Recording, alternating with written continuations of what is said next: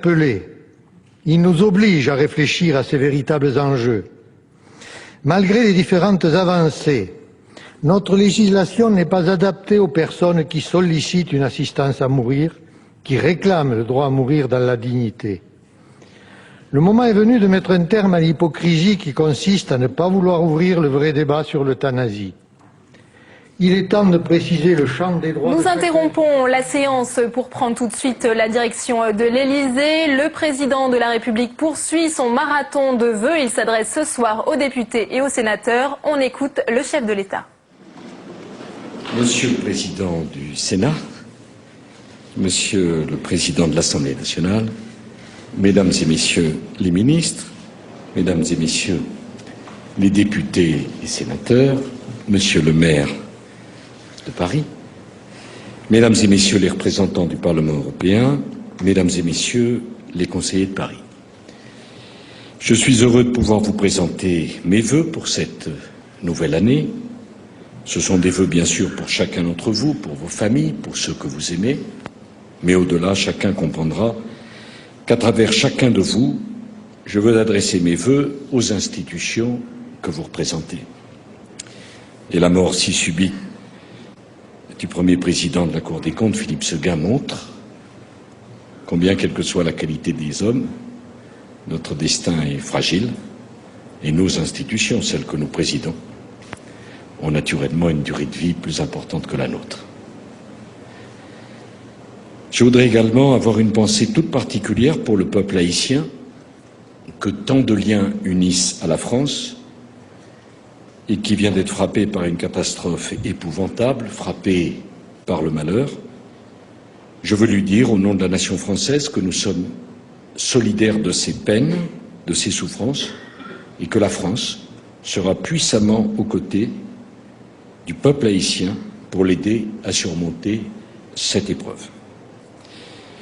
En vous adressant mes vœux pour cette nouvelle année, je ne peux faire abstraction du fait qu'il y a un an, comme toutes les nations industrialisées, la France s'est trouvée au cœur de la crise la plus grave qu'ait connue le monde depuis les années 30. Et vous, les élus de la République, vous êtes au premier rang pour savoir mieux que quiconque que nos compatriotes en ressentent encore durement les conséquences.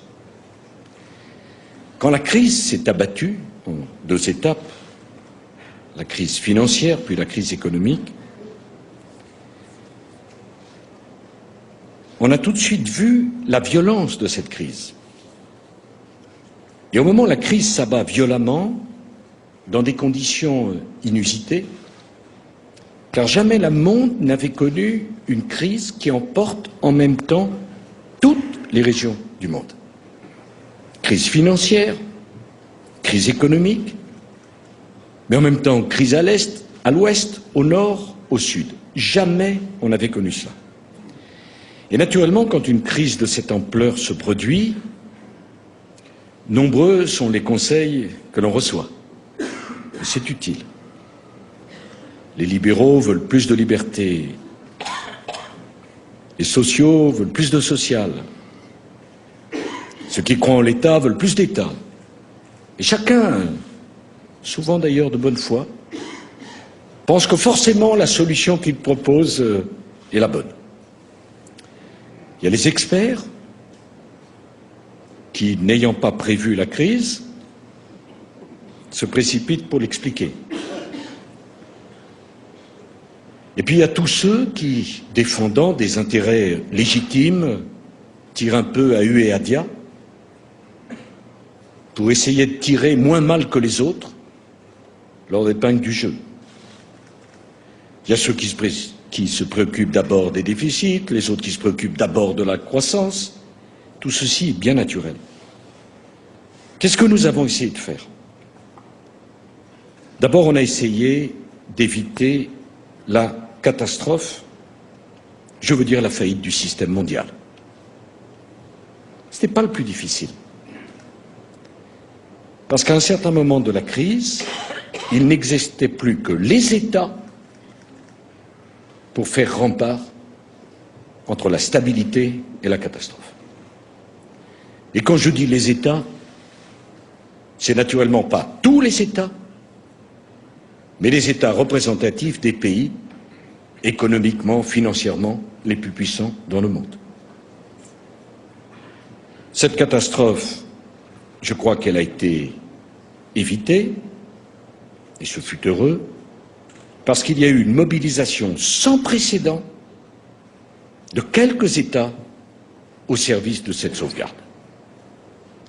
Il a fallu d'ailleurs agir dans des proportions, dans des modalités que le monde n'avait jamais connues. Je garderai souvent en mémoire, longtemps en mémoire, le sommet de l'Élysée, où les autorités monétaires européennes et les membres de l'Eurogroupe, nous nous sommes réunis en se demandant si on allait passer la semaine qui suivait. Les banques ne se prêtaient plus entre elles, les liquidités n'allaient pas dans l'économie mais revenaient dans les banques centrales. Le système était en état de collapse total. Et naturellement, il faut que vous, les législateurs, vous, les élus de la République, et nous, le gouvernement de la France, nous ayons bien ça en mémoire. Il y a un an, le monde est passé proche de la catastrophe. Des agents économiques, des agents financiers vont l'oublier. Nous ne pouvons pas l'oublier. Et puis une fois que le système sanguin de l'économie mondiale, c'est-à-dire le système financier, est reparti, cas un cas d'abord, puis reparti, avec des banques françaises qui ont fait preuve de plus de solidité que les autres, on s'est trouvé face à la crise économique. Et là, beaucoup plus compliqué, parce qu'il y avait beaucoup de souffrance, du chômage qui montait, mais en même temps, ce n'était pas la faillite, simplement la récession. Et il a fallu trouver la bonne réponse. Et la difficulté dans tout ça, c'est que nous ne pouvions plus nous attacher à une idéologie, comme c'est commode, un catéchisme, à une théorie, parce qu'aucun des modèles que le monde avait connus durant le XXe siècle ne pouvait s'appliquer exactement. C'est normal, nous sommes au XXIe siècle. Qu'est-ce qu'on a essayé de faire à ce moment-là? Et la reconnaissance du gouvernement se tourne vers les deux chambres qui nous ont permis, grâce à l'exercice de vos prérogatives législatives, de voter le collectif budgétaire, le plan de relance, les différentes mesures de soutien à l'économie. Et je sais que parmi vous, et pas simplement dans l'opposition, mais aussi dans la majorité, il y a eu des débats, et c'est heureux devant une crise de cette ampleur, si on ne débattait pas, si on était assuré d'avoir la vérité. Mais maintenant, nous avons les premiers résultats. Donc on peut savoir si on s'est trompé, si on a eu tort, ou si on a eu raison. Des débats avec les commissions des finances d'abord, avec les déficits et l'endettement. Fallait-il mettre de l'argent pour relancer? Alors pour les uns, le plan de relance n'était pas assez important. Pour les autres, il était encore trop. Au résultat, la France vient de connaître 2 trimestres consécutifs de croissance positive. Ce n'est pas suffisant pour qu'il y ait moins de chômeurs, mais c'est suffisant pour dire que la récession, nous en sommes sortis. Ce n'est pas suffisant pour avoir un taux de croissance qui permet de faire reculer le chômage. On verra ce que donne le 3e trimestre, plus exactement le 4e. Tout laisse à penser qu'il sera positif, mais nous avons pu nous en sortir. Alors face à ça, on a essayé de calibrer avec le Premier ministre, le ministre des Finances, Madame Lagarde, le ministre du Budget, M. Woerth, des plans adaptés à certaines situations. Ce fut le plan bancaire. Beaucoup a été fait pour sa publicité. Entre ceux qui pensaient que c'était un cadeau aux banques et qu'il fallait faire attention, et les autres, dont j'étais, qui pensaient que c'était indispensable, aujourd'hui, devant les Français. Nous avons les chiffres. Personne, aujourd'hui, ne conteste qu'il fallait aider les banques. Je m'étais engagé au nom du gouvernement, Monsieur le Premier ministre, à ce qu'il ne coûte rien aux contribuables. Le plan bancaire français a rapporté 2 milliards d'euros. Pas une banque française n'a fait faillite, pas un épargnant n'a perdu ses économies. Je ne dis pas ça par satisfaction, c'est le moins qu'on puisse attendre d'un gouvernement. Mais puisque ce fut un débat qui nous a parfois opposés, débat légitime, débat démocratique, débat utile, pourquoi en France serions-nous condamnés à débattre avant des prévisions et à ne jamais débattre après des réalisations? C'est utile. Nous avons eu également le plan automobile. Que n'ai-je entendu sur le plan automobile? Protectionniste, passéiste, pire, nationaliste. Aujourd'hui, 13 pays européens ont fait la même chose que nous, représentant 90% de la production automobile. L'automobile en France, quel que soit par ailleurs son engagement environnemental, c'est 10% de la population active française. Nous ne pouvons pas abandonner l'industrie en général et l'industrie automobile en particulier. Prime à la casse, bonus-malus, Monsieur le ministre d'État, 6 milliards à nos 2 constructeurs. Nous sommes au début de l'année, nous pouvons faire le bilan de l'année précédente. Jamais il n'y a eu autant de ventes de voitures en France. Il viendrait à l'idée de qui de contester l'utilité de ce plan automobile, mais je le dis simplement, mais je le dis de façon à être bien entendu, au-delà de vous, nous ne mettons pas tant d'argent pour soutenir nos constructeurs automobiles pour que la totalité des usines s'en aillent à l'extérieur. Tout est une question d'équilibre. Il serait absurde d'empêcher un constructeur mondial d'aller créer des usines à l'extérieur. Ça va de soi. Mais à l'inverse, je veux contester fortement l'idée que les grands groupes, parce qu'ils sont mondiaux, n'ont plus de nationalité, car j'ai observé que dans la crise, tous les groupes internationaux trouvaient assez facilement le chemin de leur nationalité d'origine. Et de ce point de vue-là, quel que soit le pays, que ce soit des groupes américains, allemands, italiens, suédois, français, aucun ne s'est trompé de guichet. Peut-être avaient-ils oublié leur nationalité quand tout allait bien, mais en même temps, tout doit être une question d'équilibre. J'ajoute que quand l'État est actionnaire de l'un d'eux, ce n'est pas le droit pour l'État d'intervenir, c'est son devoir. C'est son devoir. Il a fallu également honorer des promesses qui ont fait débat entre nous. Et encore une fois, c'est à l'honneur de notre démocratie. La TVA à taux réduit sur la restauration. Je vous remercie de l'avoir voté. Je pensais que, au-delà des conséquences économiques et financières, il y avait quelque chose qui se jouait sur cette décision, entre vous, nous, et tous ceux qui nous regardaient. C'est la crédibilité de la parole publique, qui est un sujet qui concerne l'opposition comme la majorité, la gauche, le centre, la droite, qui nous concerne tous. À tort ou à raison, on l'avait promis, martelé. Il fallait tenir. On ne peut pas mentir. Et en période de crise, le mensonge se paye encore beaucoup plus cher parce qu'il y a de la souffrance. Et donc je remercie le Parlement d'avoir suivi les recommandations du gouvernement en la matière. Au résultat, nous avons les chiffres où à peu près la France aura une récession en 2009 d'un peu plus de 2%, ce n'est pas fameux. L'Allemagne, 5%. Le Royaume-Uni, de récession, 4,6%.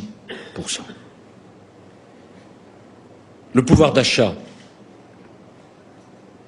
même si c'est difficile à entendre, parce que quand il y a de la souffrance, on ne comprend pas quand on dit ça, mais le pouvoir d'achat a continué à augmenter. Dans la crise. Et par ailleurs, dernier débat économique important qui nous a occupés, la consommation, non seulement n'a pas diminué, mais a augmenté, oh pas énorme, 0,7, mais dans toute la zone euro, elle a diminué de 1%. Quand il y a eu, au mois de février dernier, si mon souvenir est exact, 2 manifestations d'ampleur en France, la question s'est posée, faut-il, avec les marges de manœuvre dont nous disposons, soutenir la consommation ou soutenir l'investissement? Avec le Premier ministre, avec Madame Lagarde, nous vous avons demandé de soutenir l'investissement. Je crois que ce choix était utile et qu'il était pertinent. Je vois avec plaisir la réussite du crédit impôt recherche que vous avez voté. Je dis amicalement à Éric Woerth, ce n'est pas pour le pousser à dépenser de l'argent, mais bon, quand le gouvernement propose au Parlement une mesure fiscale et que cette mesure fiscale fonctionne, ça coûte de l'argent, mais qu'est-ce que ça veut dire? Ça veut dire qu'enfin des groupes investissent dans la recherche en France, tant mieux. Et je voudrais dire que quand vous votez une mesure fiscale et que ça coûte rien, c'est pas forcément une bonne nouvelle. Et que là aussi, il faut sortir d'un schéma un peu automatique. Je pense que les quelques 2,5 milliards d'euros que nous investissons dans le crédit impôt recherche, c'est une dépense qui est bien utilisée et que d'ailleurs personne ne reviendra. Ça nous coûte de l'argent, oserais-je dire, c'est du bon déficit, ça. C'est pas du mauvais déficit. Et il y a des économies qui sont de mauvaises économies. Parce que le jour où il n'y a plus de laboratoires de recherche, il n'y a plus de chercheurs, il n'y a plus d'innovation en France, ça fait une économie l'année où vous le faites, mais ça vous coûtera beaucoup plus cher pour la suite. Nous vous avons proposé également la création d'un fonds souverain à la française. Je sais le débat, à demander si je ne perdais pas la raison, si je n'avais pas changé de place sur l'échiquier politique, et ceux-là même qui me décrivaient comme plus à droite que je ne pensais être, me décrivaient là beaucoup plus à gauche que je ne les avais imaginés moi-même. Le FSI doté de 20 milliards d'euros, je vous le dis, je ne voulais pas que les Français se réveillent avec leurs grands groupes, leurs fleurons ou leurs petites entreprises ramassés à vil prix par des investisseurs étrangers au prétexte que la bourse s'était effondrée. À ce moment-là, il y aurait eu matière à commission d'enquête pour le Parlement et nous poser la question, qu'avez-vous fait pour défendre les grands groupes français? Parce que tout d'un coup, le cours de bourse, parce que le marché ne voit pas tout, s'était effondré de la moitié et parfois plus. Et donc cet outil est là pour défendre notre appareil industriel. J'aurais bien d'autres choses à vous dire. Je voudrais terminer par 2 points. Le premier, c'est la taxe professionnelle, qui, à mes yeux, au-delà de ce qu'ont pu en dire les commentateurs, les observateurs, a été un élément extrêmement utile et intéressant de la collaboration entre le Parlement et le gouvernement. Mais qui pouvait penser, en tout cas pas moi, que réformer la taxe professionnelle était si facile, mais si ça avait été facile, ça aurait été fait il y a bien longtemps. Et naturellement que ça met en cause les collectivités territoriales, et je sais bien que nombre d'entre vous ont une responsabilité locale, une responsabilité nationale, certains sont contre, d'autres, dont je suis, pensent que ce n'est pas forcément une bonne chose pour la démocratie française que spécialiser un corps de législateurs qui ne fait que de la législation et un corps d'administrateurs territoriaux qui ne ferait que de la gestion. Je ne suis pas sûr qu'on y gagnerait beaucoup et je demande à ceux qui sont partisans de cette thèse de bien y réfléchir avant de nous lancer dans une formule. Oh, bien sûr, ça serait populaire, mais il y a tellement de choses, vous savez, qui seraient populaires sans pour autant être utiles. et la durée que donnent les institutions permettent au président de la République, quel qu'il soit, de résister à cela. Mais au fond, on a trouvé un bon accord. Et j'ai été, moi, très inquiet quand j'ai vu que sur les 10 dernières années, la France avait perdu 500 000 emplois industriels. Je me souviens très bien de ma campagne présidentielle. Tous les jours, délocalisation était le mot qui venait. On ne venait pas me dire tous les jours, nos collectivités territoriales ont des difficultés, bien sûr. Si la population a des difficultés, les collectivités territoriales en ont, et l'État aussi. Mais on venait me dire, les difficultés viennent de quoi? Que nos industries s'en vont. La taxe professionnelle existait en France, elle n'existait pas ailleurs. La taxe professionnelle a comme assiette l'investissement, et le problème de la France, c'est qu'il n'y a pas assez d'investissement. Il fallait bien trouver une raison, une solution. Il fallait bien avancer. On ne peut pas sans arrêt décrire les problèmes sans porter le fer dans ces problèmes. Et grâce à vous, alors évidemment, Monsieur le Premier ministre, ça a été difficile, il a fallu se comprendre, il y a tout le problème de l'autonomie, il y a aussi un problème passionnant qui est l'autonomie et l'égalité. L'autonomie et la redistribution. Oui. Si on fait un taux national, on peut avoir plus de redistribution, mais si on fait un taux national, il y a moins d'autonomie. Il faut trouver un équilibre. Eh oui, il faut forcément trouver un équilibre. Je pense que l'équilibre que le gouvernement a trouvé est un bon équilibre. Je remercie les ministres qui sont beaucoup attachés à ce problème, et je crois que, au fond, on a bien travaillé. Je voudrais dire un dernier mot sur un sujet dont on a souvent parlé pour bien me faire comprendre, celui des impôts. Je revendique une certaine singularité. Allez. Je sais bien que, face à une difficulté, le plus simple, c'est plutôt d'augmenter les recettes que de diminuer les dépenses. Car pour augmenter les recettes, il suffit de présenter un texte au Parlement, on passe un mauvais moment, et on imagine qu'on a les recettes. Tandis que s'il faut tailler un peu dans les dépenses, c'est beaucoup plus compliqué. Ce n'est pas simplement une affaire de Parlement. C'est qu'après, il faut assurer le suivi, il faut convaincre, et chacun de demander un peu plus, ce qui est normal. Mais mesdames et messieurs, la voie de l'augmentation des impôts pour la France est une voie qui est fermée. Parce que nous le savons, nous, maintenant. Depuis le temps qu'on a tenté les augmentations d'impôts, gauche-droite confondues, allons-y. Est-ce qu'on a résolu les problèmes de la France? Est-ce que ça nous a empêché, toutes ces augmentations d'impôts, d'avoir depuis 35 ans des budgets en déficit? Est-ce que l'augmentation d'impôts a réduit notre endettement? Est-ce qu'elle a apporté une solution? Si au moins il y avait ça. Dans le même temps, je regardais les chiffres, nous avons la dépense publique la plus importante de tous les pays de l'OCDE. Maintenant, nous avons passé les Suédois. Il n'y aura pas d'augmentation d'impôts. Et tous ceux qui pensent que la solution est là, je voudrais leur dire juste un argument. C'est que si jamais la récession revenait, alors les États ne pourraient plus jouer le même rôle qu'ils ont joué, parce qu'ils ont utilisé leur marge de manœuvre. Ils ont pu le faire une fois, qui pourrait me dire qu'ils seraient capables de le faire une deuxième fois? Donc le temps d'aujourd'hui, c'est le temps du soutien à la croissance qui revient. Ça ne veut pas dire qu'il ne faut pas parler de la dette, ça ne veut pas dire qu'il ne faut pas parler du déficit, mais si la récession par malheur devait revenir, alors la dette, les déséquilibres, les déficits seraient beaucoup plus importants. Je prends simplement l'exemple de la sécurité sociale. C'est la première fois depuis 1945 que 2 années de suite, les cotisations, c'est-à-dire la base de l'assiette de sécurité sociale, diminuent. 2 tiers du déficit de cette année, 3 quarts du déficit de l'année prochaine.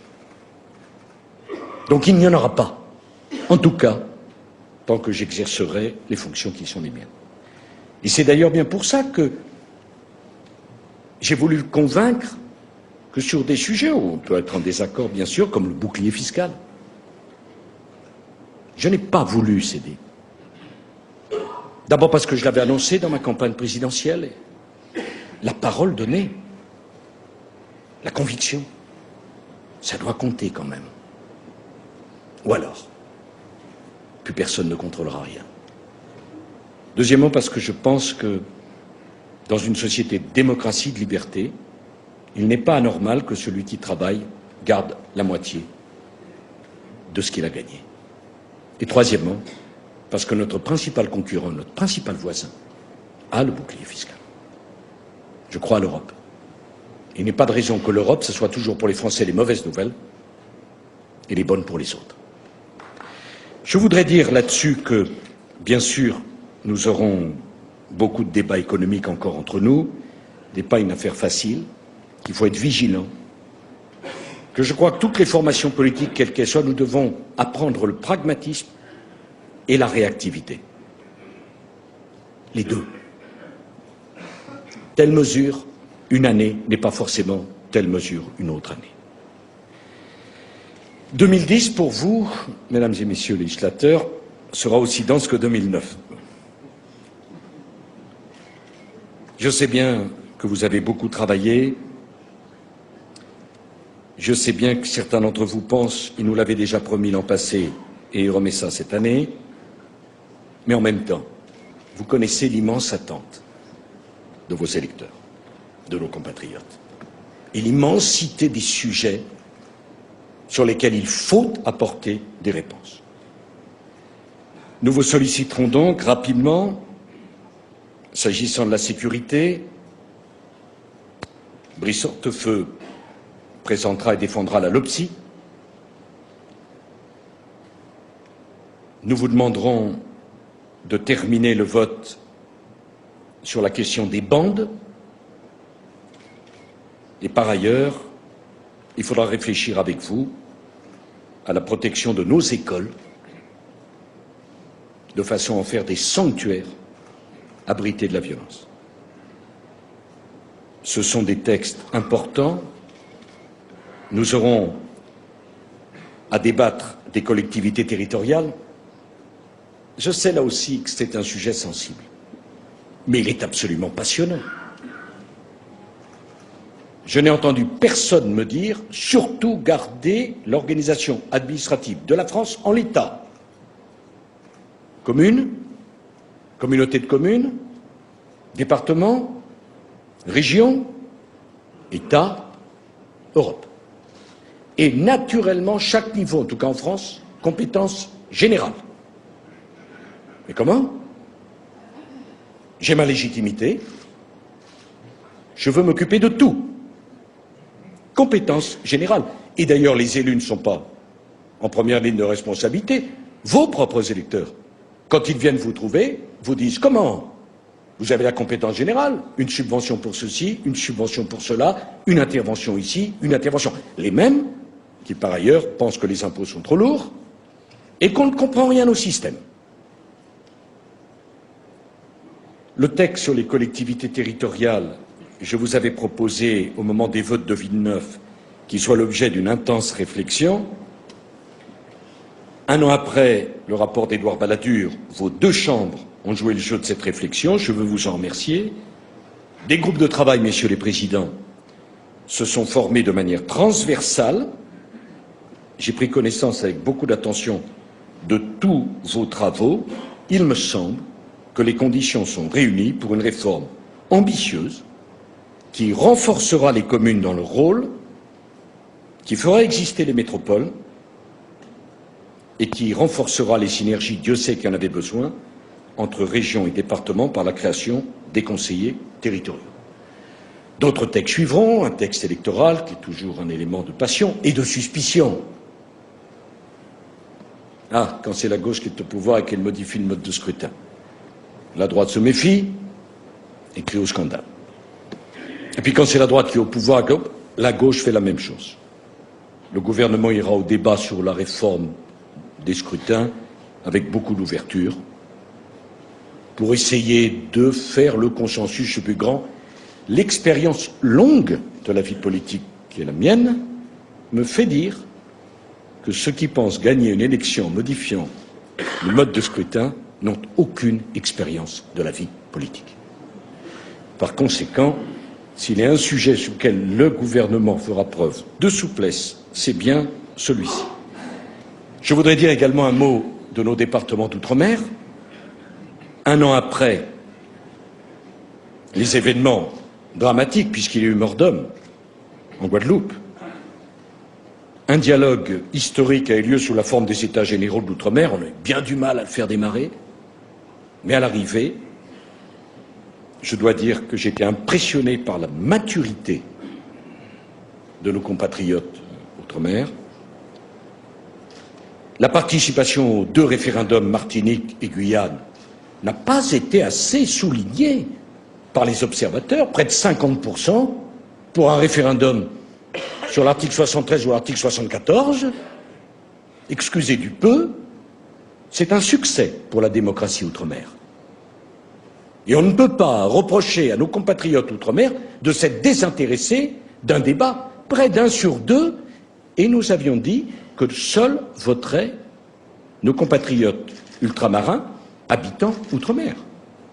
Donc on ne peut même pas dire que c'est la communauté outre-mer d'Île-de-France qui a fait... Non, 1 sur 2. Écoutez, il y a eu des référendums dans le passé en métropole où le taux de participation n'était pas celui-ci. Le choix des Martiniquais et des Guyanais de dire non à l'autonomie sans ambiguïté, et le démontre quoi? L'attachement profond et durable de nos compatriotes au lien étroit qui les unit à la France. Ils vont avoir un 2e référendum, comme je m'y étais engagé, pour savoir s'il y a la fusion des collectivités. Nous verrons quelle sera leur réponse. Mais bon, c'est vraiment quelque chose de très satisfaisant, de même que le refus d'appel à la grève générale, et ce qui s'est passé, très satisfaisant de voir la maturité de la démocratie. Et je veux féliciter les élus ultramarins, quelle que soit leur couleur politique, parce que moi je parlerai toujours aux élus, et jamais aux violents. Et on a bien été content, quand ça allait mal, de trouver des élus, toutes tendances politiques confondues, qui ont tenu dans nos départements d'outre-mer. Et c'est un bien mauvais service à rendre à la démocratie que de vouloir les décrédibiliser, car eux seuls portent la légitimité. Vous serez également saisis, enfin la navette se poursuivra, du formidable chantier de modernité que représente à mes yeux, en tout cas, le Grand Paris, dont nous débattrons, qui sera un élément important. Grenelle 2, l'environnement, Chantal Joanneau et Jean-Louis Borloo viendront au 1er semestre devant vous. Et par ailleurs, la loi de modernisation agricole, qui est un sujet absolument majeur, présenté ce matin au Conseil des ministres par Bruno Le Maire, qui consiste à ce qu'enfin la France comprenne que les agriculteurs sont des entrepreneurs, qu'ils ne veulent pas d'une fonctionnalisation, qu'ils ne veulent pas de subventions, qu'ils veulent simplement vivre dignement du fruit de leur travail, que c'est un secteur de pointe de l'économie française et qu'il est temps de résoudre des problèmes de compétitivité majeurs. Bien sûr, nous ne renoncerons pas à la mise en œuvre d'une fiscalité écologique. Alors, il a fallu revenir 2 fois pour Hadopi, bien on reviendra 2 fois pour la taxe carbone. Je veux là aussi me faire comprendre. Notre fiscalité est tout entière organisée autour du travail ou du capital. Le travail se délocalise, le capital se délocalise. Nous sommes dans un monde ouvert. L'idée que pour aider au changement des comportements, on encourage les consommateurs à consommer propre et les producteurs à produire propre, et pour cela taxer la pollution et ceux qui polluent, c'est une idée forte. Nous n'avons pas le droit de passer à côté. C'est trop simple, bien sûr. C'est un changement. Ah oui, changement. Qui dit changement, et immédiatement les forces du conservatisme si présentes à tous les niveaux de la société française se mobilisent. Bien sûr. Mais en même temps, la France doit montrer l'exemple en la matière. Je m'y étais engagé. J'ai signé un document avant d'être élu. Mais ma signature, je veux qu'elle vaille quelque chose. Pour les particuliers, ça ne changera rien puisque on leur remboursera. Et pour les producteurs, il faudra qu'ils produisent mieux. Nous aurons l'occasion de débattre avec vous de ce sujet. Et puis, nous aurons la question de la préservation de notre système de retraite. Je vois avec intérêt les déclarations qui progressent. Qui viendra dire aux Français qu'on a le temps, qu'on ne sait pas, qu'il faut attendre, que ce n'est pas le moment, que c'est pour les autres, que le problème ne se pose pas? Qui viendra le dire? Qui viendra le dire? En tout cas pas moi. J'ai une responsabilité, je l'assumerai. L'institution du cinquième risque, la dépendance.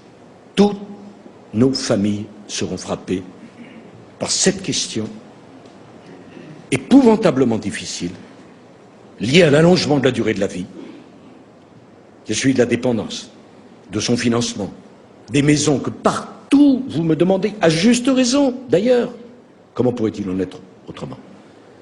Le fléau d'Alzheimer, son cortège de misère et de drame. Et puis bien sûr, la réforme de notre procédure pénale, qui est un sujet, je crois, très important, qui va bien au-delà des polémiques que je vois parfois ici ou là. Si on demandait aux Français qu'est-ce qui les a choqués toutes ces dernières années, ou trop, viendrait assez haut dans la liste des décisions qu'ils n'ont pas comprises. Assez haut. Il ne s'agit pas d'accabler telle ou telle, l'erreur est humaine.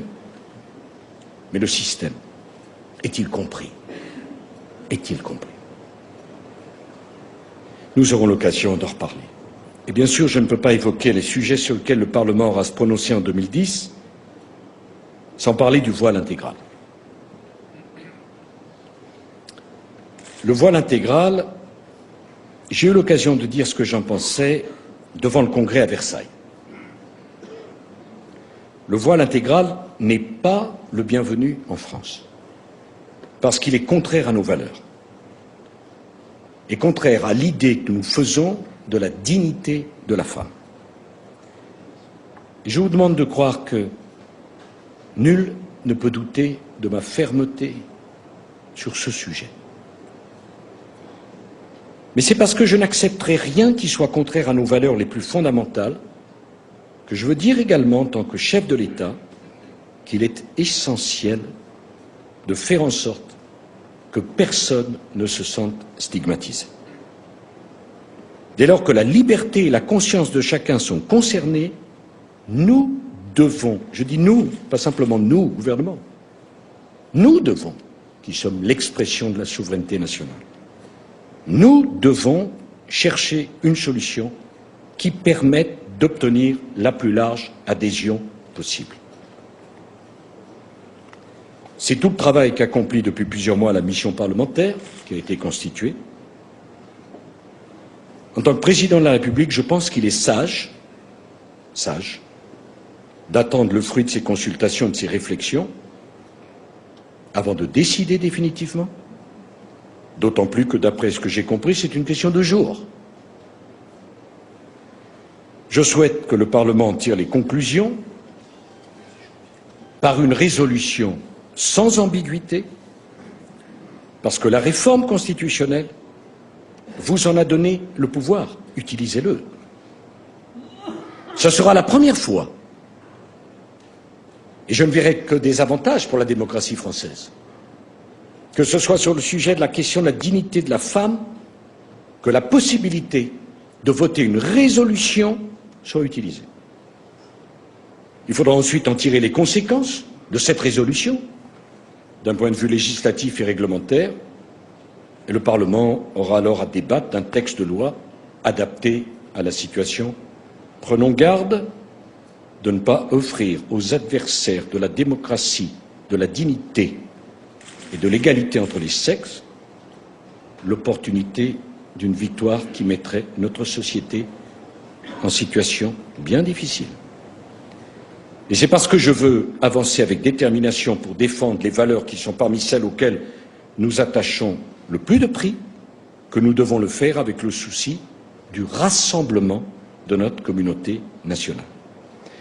Enfin, je voudrais vous le dire avec gravité et avec le sens de la responsabilité qui s'impose à nous tous sur un sujet comme celui-ci. Je crois qu'il serait sage que nous réfléchissions et que nous décidions indépendamment des échéances électorales à venir, qui ne sont jamais des périodes propices à la sérénité et au calme qui sont pourtant indispensables pour traiter de ces grandes questions de société. Et c'est toutes les forces politiques démocratiques et républicaines qui en sortiront grandies. Et dans ce débat, il ne peut pas y avoir les fermes, les mous. Il n'y a que des citoyens et des représentants du peuple qui essaieront de se hisser à la hauteur de la responsabilité qui est la leur. Nous ne voulons pas du voile dans nos rues, que le Parlement le dise clairement dans une résolution sans ambiguïté et que nous adaptions ensuite nos textes réglementaires et législatifs, et le plus de monde se retrouvera sur cette voie-là, le plus fort en sortira la République française. J'ai voulu vous donner mon opinion en tant que chef de l'État, c'était mon devoir. Enfin,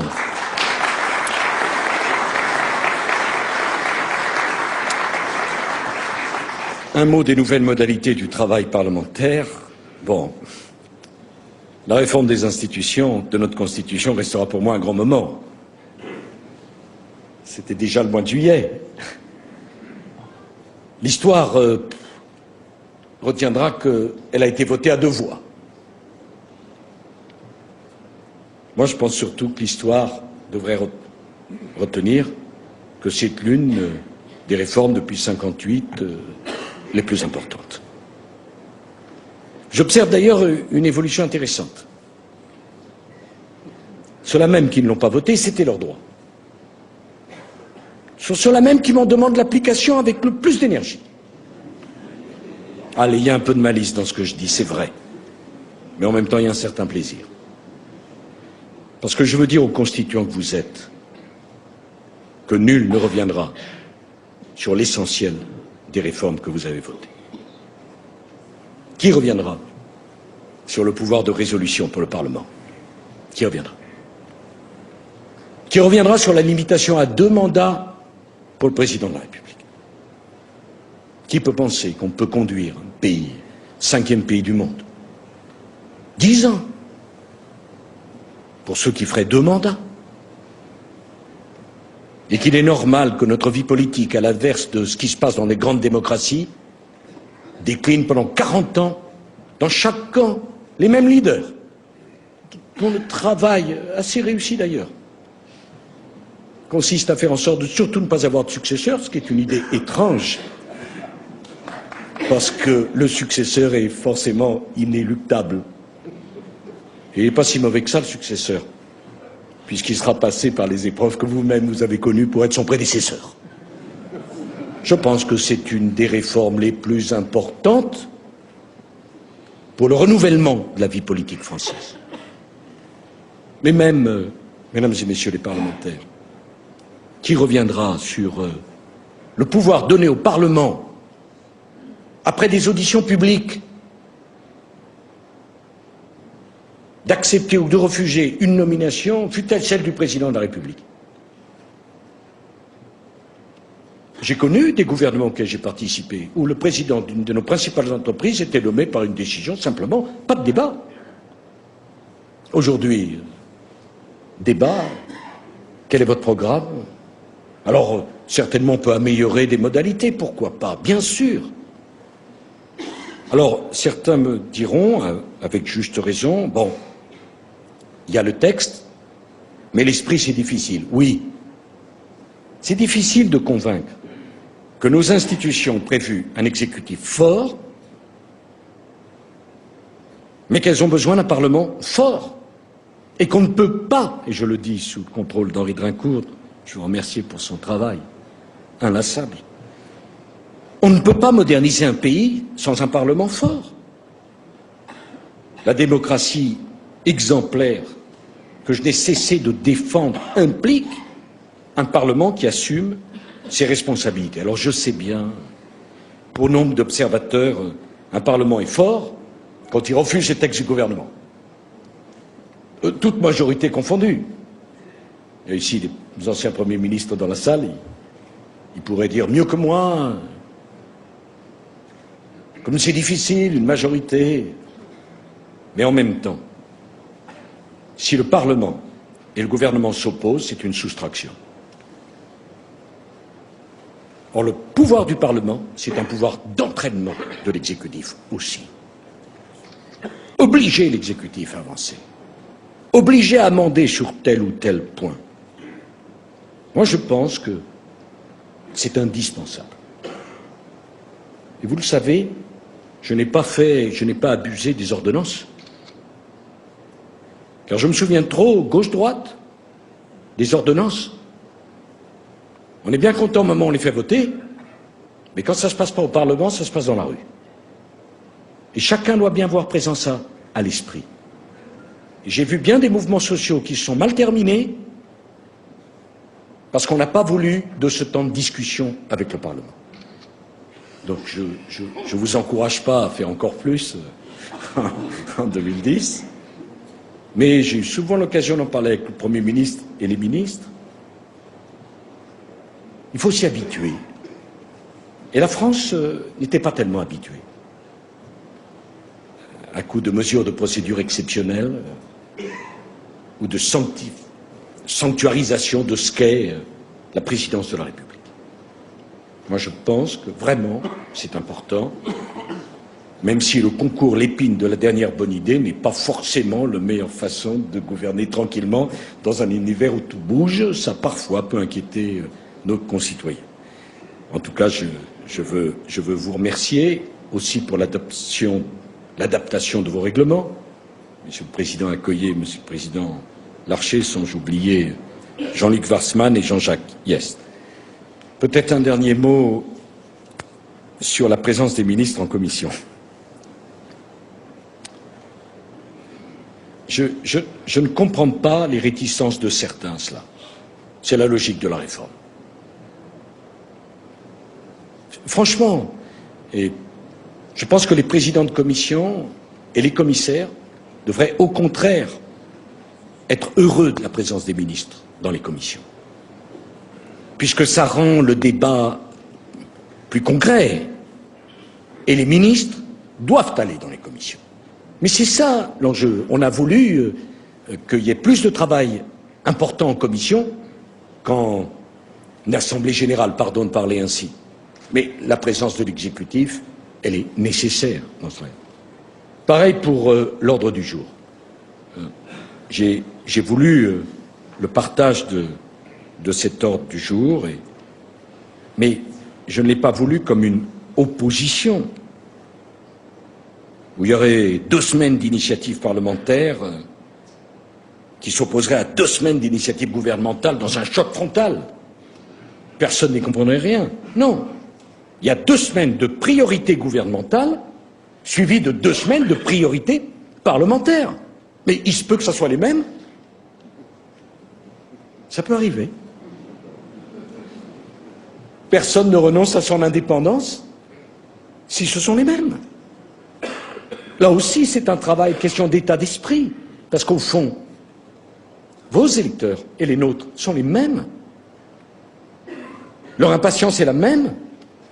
Oserais-je dire, en tout cas, que pour une majorité d'entre vous, nos destins sont les mêmes. Enfin, sont liés. Mesdames et messieurs, en vous remerciant, et notamment les personnalités de l'opposition qui me font l'honneur d'être ici, d'un geste démocratique que je salue, j'espère que vous avoir convaincu que je ferai en sorte que cette année 2010 soit utile pour la France et soit utile pour vos assemblées. Le Parlement européen est devenu un acteur considérable de la construction européenne. j'ai voulu que les parlementaires soient invités. Mais Assemblée nationale et Sénat, il n'y aura pas de modernisation sans vous.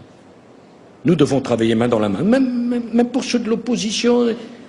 J'ai voulu que le président de la Commission des finances de l'Assemblée nationale appartienne à l'opposition. Je n'ai jamais eu à regretter ce choix.